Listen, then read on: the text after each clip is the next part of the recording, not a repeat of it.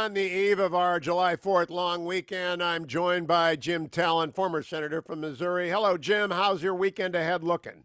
I've got the kids coming in, so it'll be a lot of fun.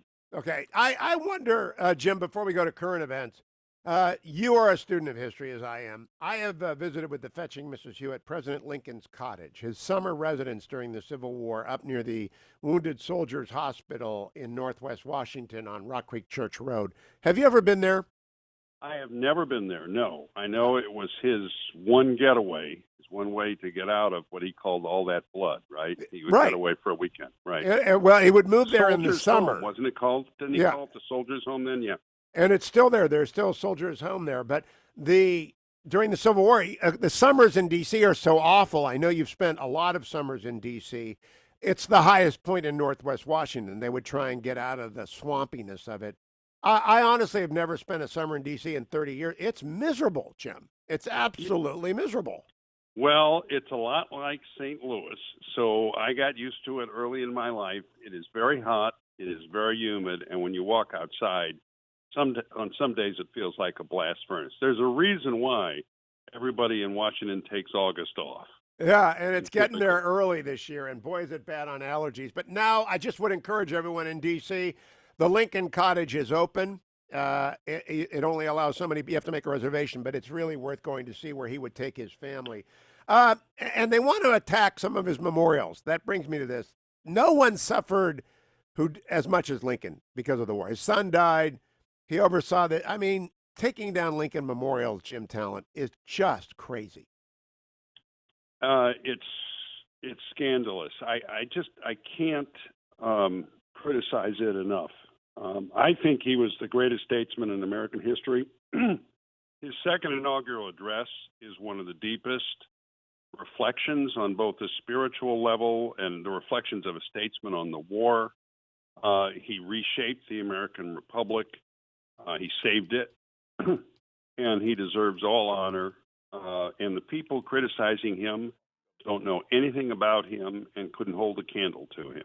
You see, So let me they, just say that. And he's, we wouldn't have well, I'm not going to, this could be the occasion of a rant, and I'm not going to go into it, but I well, completely agree with you. they're trying to take down the Emancipation statue outside of Congress, which is actually a freed slave rising up with broken chains and Abraham Lincoln above him.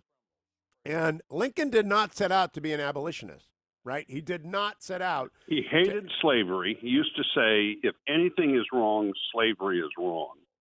And he wanted to get rid of it, but he knew that in order to get rid of it, he had to save the Union. So his first goal was to save the Union. He moved as quickly as he could against slavery, all things considered, and he was effective. He was able to do what the framers, who also wanted to get rid of it, could not do. And he deserves, and had anybody else been president, we wouldn't be having this conversation.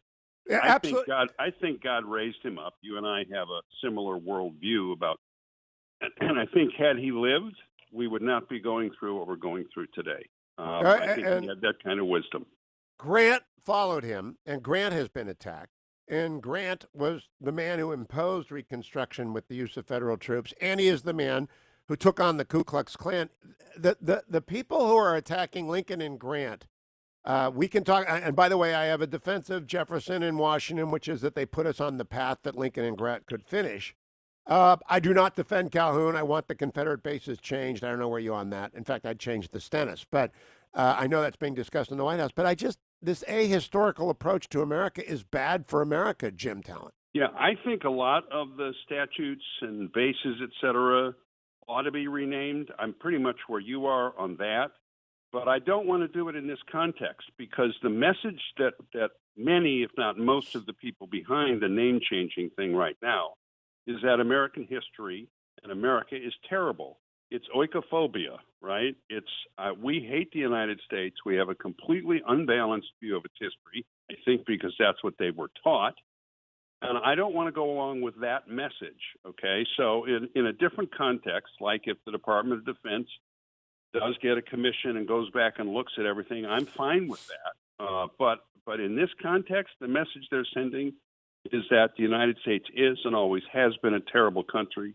and the republic should be overthrown. And I will never ever go along with that. And so I think that distinction is important.